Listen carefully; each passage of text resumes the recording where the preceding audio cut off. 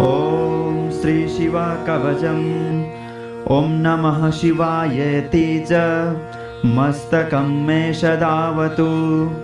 ॐ नमः शिवायेति च स्वाहा भालं सदावतु। ॐ ह्रीं श्रीं क्लीं शिवायेति स्वाहा नेत्रे सदावतु। ॐ ह्रीं क्लीं हुं शिवायेति नमो मे पातु नासिकाम्। ॐ नमः शिवाय शान्ताय स्वाहा कण्ठं सदावतु। ॐ ह्रीं श्रीं हुं संसार कर्त्रे स्वाहा कर्णो सदावतु। ॐ ह्रीं श्रीं पञ्चवक्त्राय स्वाहा दन्तं सदावतु। ॐ ह्रीं महेशाय स्वाहा चाधरं पातु मे सदा। ॐ ह्रीं श्रीं क्लीं त्रिनेत्राय स्वाहा केशान् सदावतु।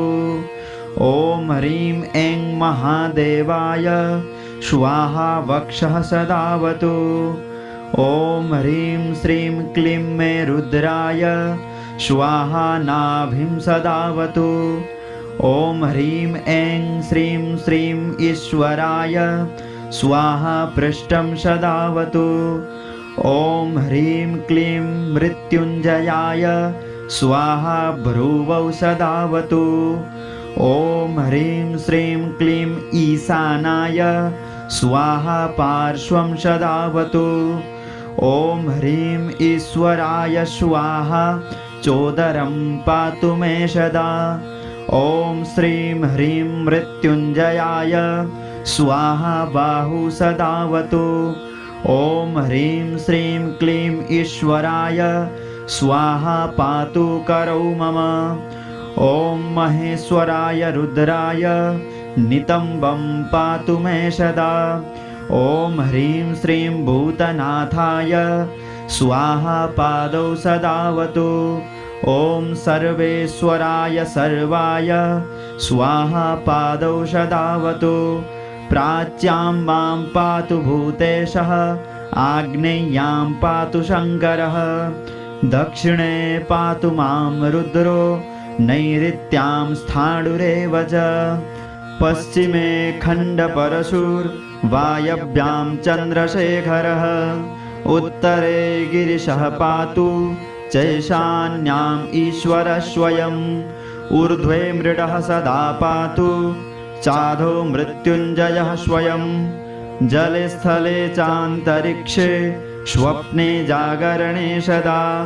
पीनाकी पातु मां प्रीत्या भक्तं वै भक्तवत्सलः। फलश्रुतिः इति ते कथितं वत्स कवचं परमाद्भुतं। दशलक्षजपेनैव सिद्धिर्भवति निश्चितं। यदि स्यात् सिद्धिकवचो रुद्रतुल्यो भवेद् ध्रुवं। तव स्नेहान्मया ख्यातं प्रवक्तव्यं न कस्यचित्। कवचं काण्वशाखोक्तम् अतिगोप्यं सुदुर्लभम्। अश्वमेधसहस्राणि राजसूयशतानि च। सर्वाणि कवचस्यास्य फलं नार्हन्ति षोडशीं। कवचस्य प्रसादेन जीवन्मुक्तो भवेन्नरः। सर्वज्ञ सर्वसिद्धेषु मनोयायी भवेद् ध्रुवम्। ॐ नमः शिवायेति च मस्तकं मे सदावतु। ॐ नमः शिवायेति च स्वाहा भालं सदावतु। ॐ ह्रीं श्रीं क्लीं शिवायेति स्वाहा नेत्रे सदावतु। ॐ ह्रीं क्लीं हुं शिवायेति नमो मे पातु नासिकाम्। ॐ नमः शिवाय शान्ताय स्वाहा कण्ठं सदावतु। ॐ ह्रीं श्रीं हुं संसार कर्त्रे स्वाहा कर्णो सदावतु। ॐ ह्रीं श्रीं पञ्चवक्त्राय स्वाहा दन्तं सदावतु। ॐ ह्रीं महेशाय स्वाहा चाधरं पातु मे सदा।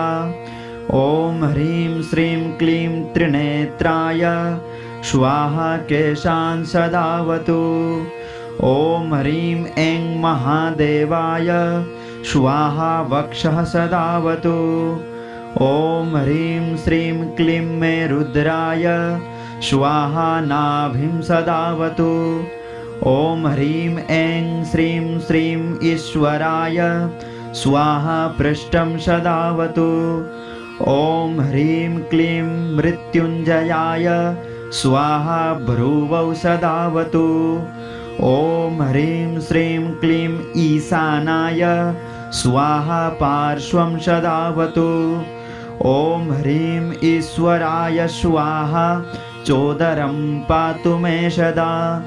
ॐ श्रीं ह्रीं मृत्युञ्जयाय स्वाहा बाहु सदावतु। ॐ ह्रीं श्रीं क्लीं ईश्वराय स्वाहा पातु करौ मम। ॐ महेश्वराय रुद्राय नितम्बं पातु मे सदा। ॐ ह्रीं श्रीं भूतनाथाय स्वाहा पादौ सदावतु। ॐ सर्वेश्वराय सर्वाय स्वाहा पादौ सदावतु। प्राच्यां मां पातु भूतेशः आग्नेय्यां पातु शङ्करः। दक्षिणे पातु मां रुद्रो नैऋत्यां स्थाणुरेव च। पश्चिमे खण्डपरशुर्वायव्यां चन्द्रशेखरः। उत्तरे गिरिशः पातु चैशान्याम् ईश्वरः स्वयम्। ऊर्ध्वे मृडः सदा पातु चाधो मृत्युञ्जयः स्वयं। जले स्थले चान्तरिक्षे स्वप्ने जागरणे सदा। पीनाकी पातु मां प्रीत्या भक्तं वै भक्तवत्सलः। फलश्रुतिः इति ते कथितं वत्स कवचं परमाद्भुतं। दशलक्षजपेनैव सिद्धिर्भवति निश्चितं। यदि स्यात् सिद्धिकवचो रुद्रतुल्यो भवेद् ध्रुवं। तव स्नेहान्मया ख्यातं प्रवक्तव्यं न कस्यचित्। कवचं काण्वशाखोक्तम् अतिगोप्यं सुदुर्लभम्। अश्वमेधसहस्राणि राजसूयशतानि च। सर्वाणि कवचस्यास्य फलं नार्हन्ति षोडशीं। कवचस्य प्रसादेन जीवन्मुक्तो भवेन्नरः। सर्वज्ञ सर्वसिद्धेषु मनोयायी भवेद् ध्रुवम्। ॐ नमः शिवायेति च मस्तकं मे सदावतु। ॐ नमः शिवायेति च स्वाहा भालं सदावतु। ॐ ह्रीं श्रीं क्लीं शिवायेति स्वाहा नेत्रे सदावतु। ॐ ह्रीं क्लीं हुं शिवायेति नमो मे पातु नासिकाम्। ॐ नमः शिवाय शान्ताय स्वाहा कण्ठं सदावतु। ॐ ह्रीं श्रीं हुं संसार कर्त्रे स्वाहा कर्णो सदावतु। ॐ ह्रीं श्रीं पञ्चवक्त्राय स्वाहा दन्तं सदावतु। ॐ ह्रीं महेशाय स्वाहा चाधरं पातु मे सदा। ॐ ह्रीं श्रीं क्लीं त्रिनेत्राय स्वाहा केशान् सदावतु। ॐ ह्रीं ऐं महादेवाय स्वाहा वक्षः सदावतु। ॐ ह्रीं श्रीं क्लीं मे रुद्राय स्वाहा नाभिं सदावतु। ॐ ह्रीं ऐं श्रीं श्रीं ईश्वराय स्वाहा पृष्ठं सदावतु।